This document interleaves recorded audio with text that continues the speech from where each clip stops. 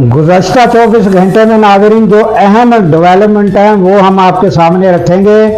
सबसे पहली खबर तो आप सब सुन चुके हैं और उसके मनाज़र भी काफ़ी लोग देख चुके होंगे। उसमें जो नई डेवलपमेंट हुई सिडनी का जो वाक़या है इंतहाई अफसोसनाक, उसमें नाज़रीन ये मालूमात आ रही हैं कि इसमें इंडिया नजात जो था शख्स उसने ये हमला किया, उसका इंडिया से ताल्लुक़ था।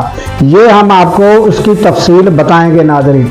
उसके अलावा नाज़रीन जो हम एक अहम मालूमात देंगे कि कौन बड़े बड़े सरमायादार कौन कौन से मुल्कों से भाग रहे हैं और किस मुल्क में जा रहे हैं, ये हम आपको मालूमात देंगे। उसके अलावा नाज़रीन IMF ने कर्जा तो मंजूर कर लिया और कौन कौन सी शराइत रखी और कौन कौन सी पर अमल हुआ और कौन कौन से मसाइल में बेहतरी लाने की ज़रूरत है, ये सब मालूमात हम आपके सामने रखेंगे।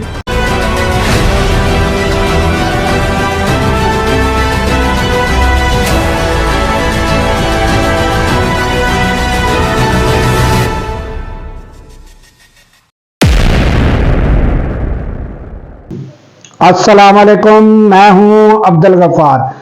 नाज़रीन सबसे पहले हम सिडनी का वाक़या, उसमें बाप बेटा जिन्होंने फायरिंग की और ये बीच पर यानी वाक़या हुआ जहां लोग अपना एक त्यौहार मना रहे थे, अपनी खुशियों में मशगूल थे, वहां पर अचानक बाप बेटे ने फायरिंग की और नौजवान जो 24 साल है वो उसे पकड़ लिया गया और वो जिंदा है। बाप जो है वो इस वाक़े में जाँ बहक हो चुका है और अहमद नामी नौजवान मुसलमान है जिसने इसको पकड़ा जब वो फायरिंग कर रहा था।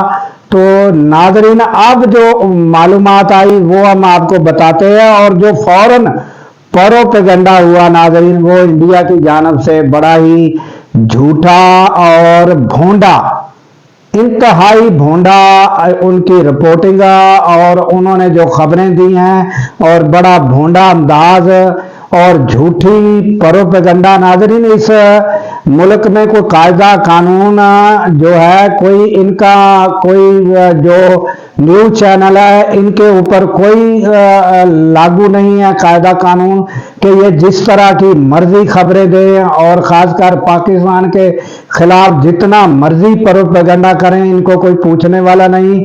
और फिर नाज़रीन इनके पास जो है कोई सबूत भी नहीं होता, ये फिल फौर चढ़ दौड़ते हैं और इन्होंने फौरन खबर दे दी कि ये पाकिस्तानी फला नौजवान था। वो नौजवान भी सामने आ गया और उसने बताया कि भाई मैं तो नहीं हूँ, मेरे बारे में प्रोपेगेंडा किया जा रहा है। वो फौरन खबर जो है वो एक्सपोज हो गई, फौरन जाहिर हो गया कि ये सब झूठ था। तो अब नाज़रीन उनको मुंह की खानी पड़ रही है और ये जो है ये सारी मालूमात आ रही हैं कि ये जो फायरिंग करने वाले हैं उनका ताल्लुक इंडिया के साथ था।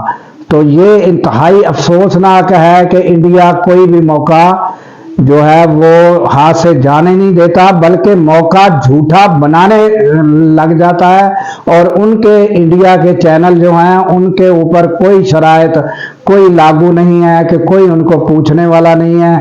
ये हालात हैं नाज़रीन के वो झूठा प्रोपेगेंडा करने में जो है ना सबसे आगे हैं।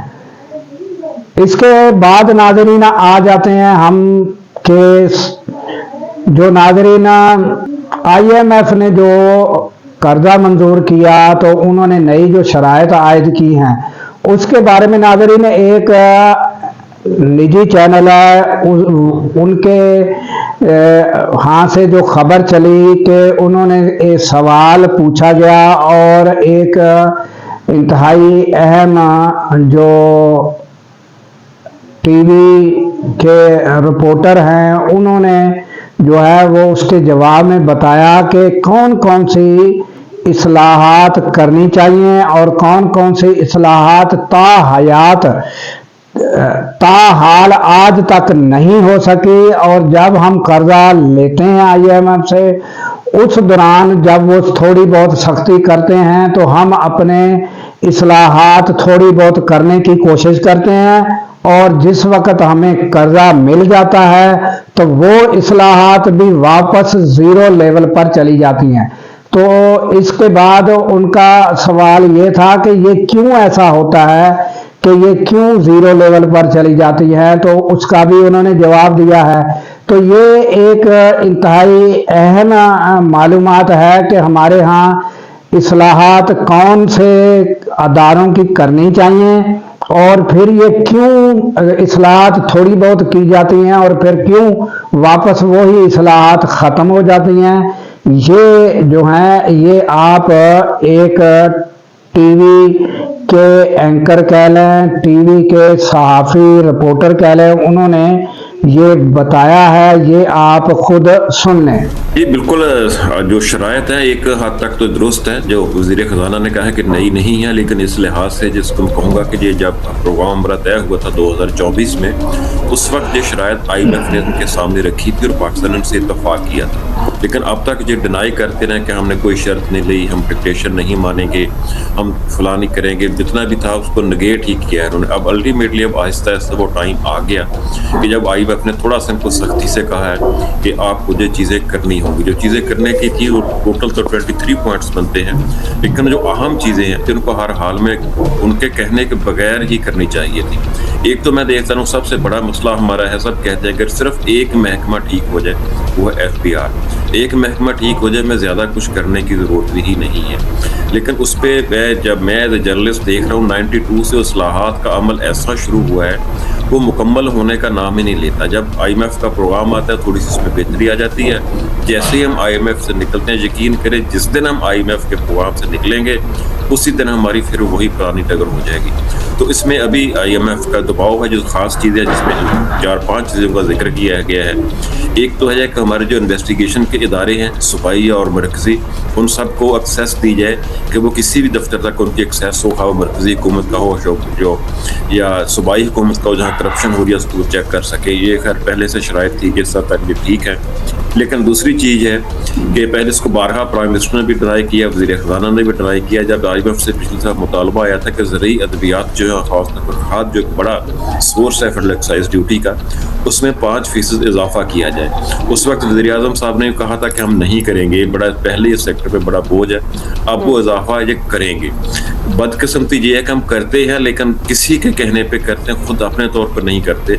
या अगर एक मुतालबा आता है कि जैसे ज़रूरी अद्वियात पे या खाद पे FED का मुतालबा है 5% बढ़ाओ, FPR को कभी ये नहीं कहा जाता कि करके दे, वो कहते हैं इतने पैसे कहाँ से अरेंज करें। हम उसका अल्टरनेट अरेंज करके दे सकते हैं, लेकिन वो करेंगे कहाँ से। पहले से जो हमारे जो लोग टैक्स नेट में उन पर जो शरह टैक्स वो बढ़ा दी जाती है, नया सेक्टर कभी तक नहीं आता, जिसमें बेशुमार दफ़ा ब्रीफिंग्स हुई। ख़ासतौर पर चेयरमैन FPR ने कहा था कि अगर हम देखें पाकिस्तान में जो हमारा टैक्स बेस है इसको एक्सपेंड करने की ज़रूरत नहीं है, इसको डीप करने की ज़रूरत है। उन्होंने 2 से ज़्यादा मरतबा जो कौमी असम्बली या सेनेट की स्टैंडिंग कमेटी से उन्होंने आके कहा कि हमारे 95% लोगों की इनकम इतनी नहीं है कि वो टैक्स अदा कर सके, उनकी इनकम बहुत कम है। सिर्फ 5% है जिसको हम डीप कर सकते हैं, वो चोरी भी करते हैं, वो टैक्स अदा भी करते हैं, सिर्फ 5% लोग हैं। उनसे बकौल इसमें इत्तफाक है FBR का भी और फाइनेंस मिनिस्ट्री का भी कि अगर हम अपनी बेहतर तरीके से टैक्स कलेक्शन करें, इसमें कम अज़ कम 5,000 अरब का और इजाफा बड़े आराम से हो सकता है। तो नाज़रीन, ये अहम मालूमात आपने सुनी कि कौन कौन से मसाइल और कौन कौन सी इस्लाहात करनी बाकी है। और हम एक आपको और मालूमात देना चाहते हैं नाज़रीन कि कौन कौन से ममालिक से सरमायाकार जो हैं कौन कौन से मुल्कों से भाग रहे हैं और किन मुल्कों की तरफ जा रहे हैं, ये भी आपके लिए अहम मालूमाती एक क्लिप्स है, चंद मिनट का है। ये भी आप अगर सुन लें तो शायद आपको फ़ायदा हो।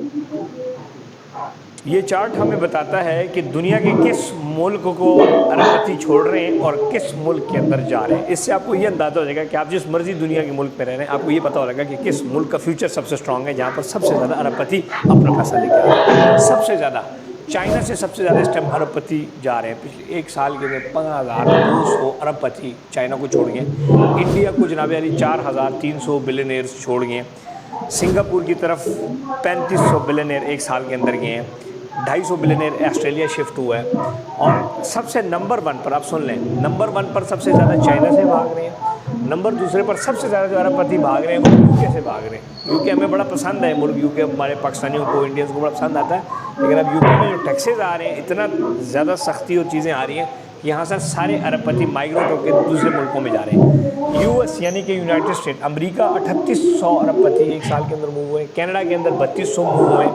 सबसे ज़्यादा जो पूरी दुनिया से अरबपति किसी मुल्क में है वो है यूनाइटेड अरब इमारात, 6700। यानी कि पूरी दुनिया के हुजूम जो अरबपतियों को अपनी तरफ अट्रैक्ट कर रहा है पैसों वालों को, उसमें सबसे नंबर 1 है यूएई। और बाकी फिर छोटे छोटे और भी हैं, स्विट्ज़रलैंड 1500 गए हैं, यूनान गए हैं, जापान जो है 400 गए हैं, साउथ कोरिया से 1200 भागा है, ताइवान से भाग रहे हैं, वियतनाम से भाग रहे हैं, चाइना से भाग रहे हैं, इंडिया से भाग रहे हैं, यूके से भाग रहे हैं, और इस तरह ब्राज़ील से भाग रहे हैं, साउथ अफ्रीका से 600, नाइजीरिया से 300। और पूरी दुनिया से जो भाग रहे हैं उसका जो सबसे बड़ा हुजूम इस टाइम अट्रैक्ट कर रहा है वो यूएई अपनी तरफ अट्रैक्ट कर रहा है। इसका मतलब क्या है कि पूरी दुनिया का जो अरबपति नाराज़ अरबपति है या परेशान है या उसको कहीं सेफ्टी का मसला या टैक्स से परेशान है, वो यूएई मूव कर रहा है। इसीलिए जो यूएई की इकोनॉमी है वो ऊपर जा रही है। और फिर यूएई के अंदर जो अरबपति आ रहा है वो सबसे ज़्यादा इन्वेस्टमेंट रियल स्टेट इंडस्ट्री में, यानी कि रियल स्टेट में कर रहा है, और दैन उसके बाद बाकी जो इंडस्ट्रीज़ हैं उसमें की जा रही है। सो यूएई जो इस टाइम आपके सामने बहुत बड़ी इकोनॉमी उभरती हुई नज़र आ रही है, उसकी सबसे बड़ी रीज़न यही है कि पूरी दुनिया से अरबपति मुल्क छोड़ के, और हाँ, यूएई से एक भी आपको माइग्रेट होता हुआ नज़र नहीं आ रहा है, यानी कि सारे यूएई आ रहे हैं, यूएई को छोड़ के कोई नहीं जा रहा। उसकी वजह क्या है? अमन, रिटर्न ऑन इन्वेस्टमेंट बेहतरीन। सो यूएई के अंदर इस टाइम आप पाकिस्तान, आप पूरी दुनिया में कहीं पर भी हैं। तो नाज़रीन, ये थी अहम खबरें और मालूमात जो हमने आपको पेश की। नाज़रीन, अगर वीडियो आपको पसंद आए तो लाइक कर दीजिए, शेयर कर दीजिए करिए, और उसके अलावा नाज़रीन बेल आइकन का जो है घंटी का बटन ये भी दबा दीजिए कीजिए, और सब्सक्राइब कर कीजिए, और कमेंट्स भी कर दीजिए कीजिए, क्योंकि जब आप कोई कमेंट्स करेंगे तो हमें अपने अंदर जो भी कोई गलती होगी या जो भी आपकी डिमांड होगी खबरों की, या जो आपने हमें गलती देखी होगी तो उसको दुरुस्त करने में हमें मदद मिल सकती है। तो लाजमी कमेंट कर दीजिए कीजिए, और नाजरीन हमें दीजिए इस दुआ के साथ इजाज़त कि अल्लाह ताला पाकिस्तान की खैर फरमाए, पाकिस्तान की सरहदों की खैर फरमाए, और सरहदों पर मामूर हमारे जवानों को अल्लाह ताला शादो आबाद रखे। क्योंकि नाजरीन जब हम रातों को सो रहे होते हैं वो सरहदों पर जाग रहे होते हैं। अल्लाह हाफिज।